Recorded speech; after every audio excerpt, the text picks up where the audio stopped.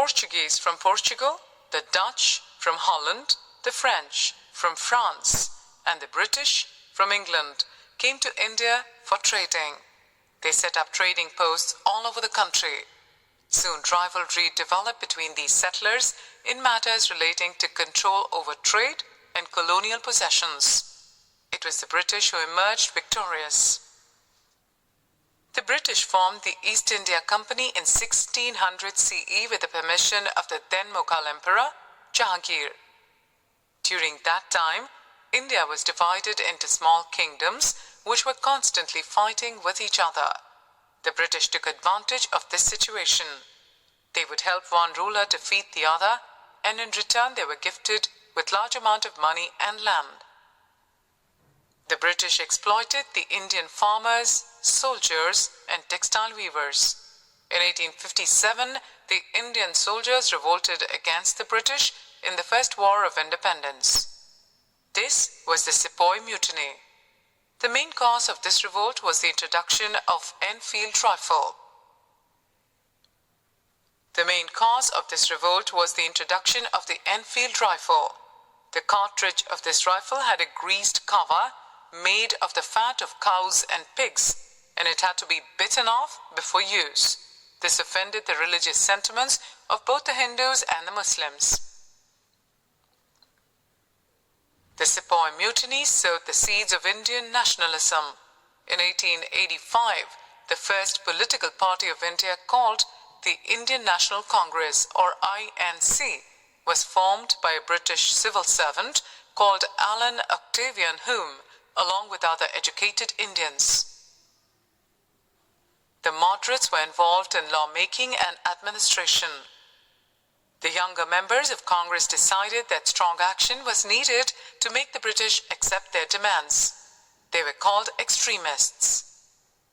In 1905, Viceroy Curzon divided the state of Bengal into East Bengal and West Bengal to create a division between the Hindus and the Muslims. This angered the people, and their protest was so strong that the partition was cancelled in 1911. Indians boycotted British goods and started buying Indian or Swadeshi goods instead. British-made goods were thrown into bonfires. The Swadeshi movement was the first movement that made the British face the ire of the people. Mahatma Gandhi asked the people to stand united against the British as Indians. He practiced satyagraha, which was based on the principles of truth and non-violence to oppose injustice. Thus began a new phase in the freedom struggle of India. The Rowlatt Act was passed by the British in 1919. It gave the British the power to arrest anyone and send them to jail without a proper trial if they protested against the government. A peaceful protest meeting was held on 13 April 1919 in Jallianwala Bagh in Amritsar, Punjab. On General Dyer's orders, policemen blocked the only exit of the park and began firing at all the men, women, and children present there. More than 1,000 people lost their lives that day. The shocking massacre of innocent people in Jallianwala Bagh led to the formation of non-cooperation movement in 1920. This movement was led by Mahatma Gandhi, and he urged the people not to cooperate with the British.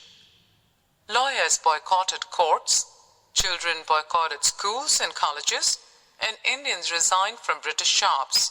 People also refused to pay taxes.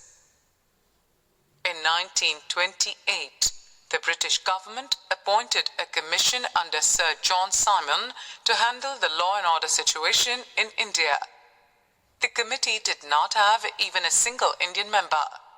It was greeted with a sea of black flags, protests and cries of "Simon, go back." Indians were lathi charged, and Lala Lajpat Rai was severely wounded in this fight. The British introduced the Salt Law. According to this law, it was illegal for Indians to collect salt freely from the coast. Instead, they had to pay a large amount of money to buy it from the British. This led to the civil disobedience movement. Gandhi disobeyed this law by leading the Dandi March on 12th March 1930. In 1939, World War II broke out. The British forced India to enter into the war without consulting any of the Indian leaders. Indians refused to participate this time and demanded freedom. In August 1942, Gandhiji led the Quit India movement, in which he asked the people to do or die. He and other leaders were soon arrested, and massive protests occurred all over the country.